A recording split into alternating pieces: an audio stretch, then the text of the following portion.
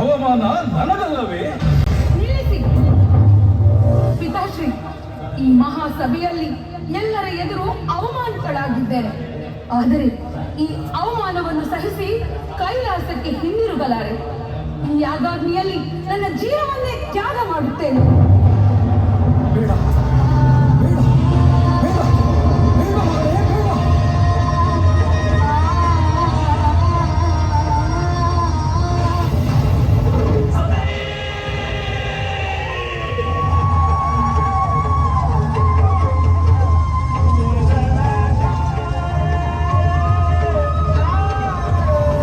ಕ್ರೋಧತಪ್ತನಾಗಿ ತನ್ನ ಜಟೆಯನ್ನು ಧರೆಗೆ ಅಪ್ಪಳಿಸುತ್ತಾನೆ. ಅಟ್ಟಹಾಸದಿಂದ ಜಗಜಟ್ಟಿ ವೀರಭದ್ರ ಹುಟ್ಟಿ ಬರುತ್ತಾನೆ. ದಕ್ಷಾಪುರವನ್ನು ಕಿರಿಸಲು ಆಜ್ಞಾಪಿಸುತ್ತಾನೆ. ಶಿವನಿರೂಪದಂತೆ ಅಪ್ಪಳಿಸುತ್ತಾ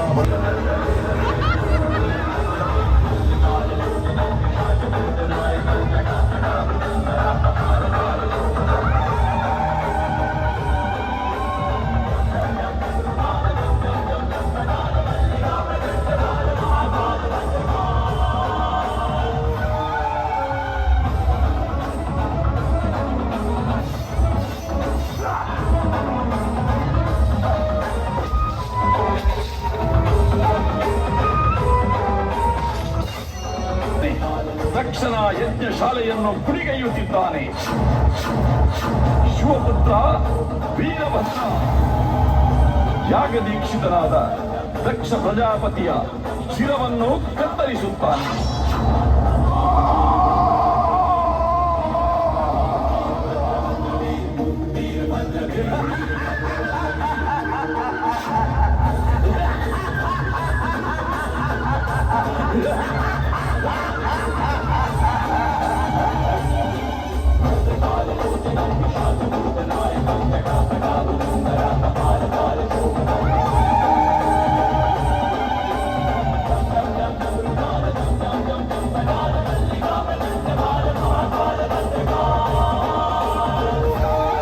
ದಕ್ಷಯಾಗ ಅರ್ಧದಲ್ಲೇ ನಿಲ್ಲುತ್ತದೆ.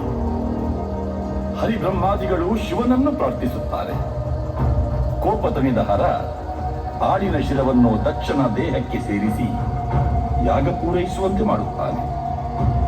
ಸತಿ ವಿಯೋಗದ ದುಃಖವನ್ನು ಸಹಿಸಲಾಗದ ಶಿವನು ದಾಕ್ಷಾಯಿಣಿಯ ಶವವನ್ನು ಹೊತ್ತು ಅಲೆದಾಡುತ್ತಾನೆ.